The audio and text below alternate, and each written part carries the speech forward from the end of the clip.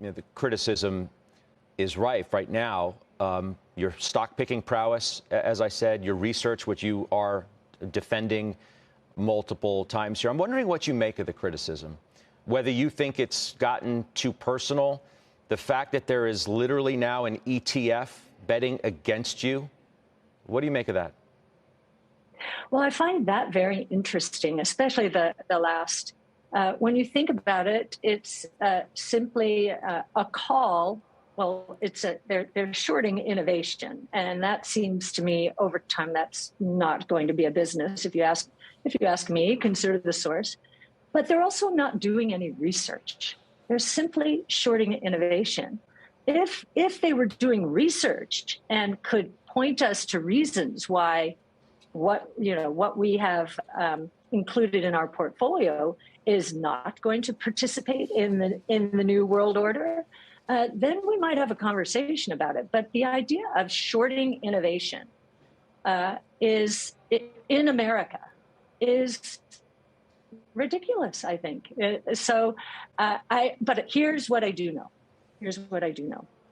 When I see, and this is investor psychology, when I see people so sure that we are wrong, and that they are willing to set up companies simply to short innovation, and to set up funds to short innovation, you know that investor psychology, the pendulum, has swung so far in one direction that if we're right, then the rewards are going to be enormous. I don't know how else to say it. They're not shorting innovation; they're shorting you. Well, we stand for innovation. If it's an interesting, another interesting idea that surfaces as you say that. I, again, was in the bubble, but I was in the markets in the 80s and 90s.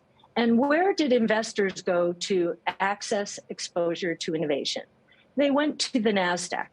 I'm looking, and we're benchmark agnostic. Our goal is to deliver a minimum of 15% compound annual rate of return over a 5-year period. So we're benchmark agnostic, and until recently, I just didn't know how the NASDAQ had evolved. So if I look at the NASDAQ 100, what do I see? I'm shocked to see in there, if you look at the overlap with our portfolios, and not just the flagship, I'm talking about all of our portfolios, the specialized ones, only 25% in the NASDAQ 100. The top 50% are the FANGs, Tesla, NVIDIA, Microsoft, roughly. That's very rough. And that's why you see so many top 10 stocks in portfolios out there to be those.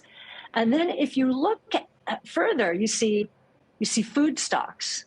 Like, this is not the NASDAQ I grew up with. You see like Kraft Heinz or Pepsi. You see Old Dominion and trucking. You see a CSX and rail. You see Dollar Tree and other dollar stores. You see a lot of bricks and mortar retail. And now it's that ilk of stock is roughly 10%. So what's left is what we would call either companies going to be disrupted by innovation, or they're involved in sustained innovation. So this is not the true innovation index anymore.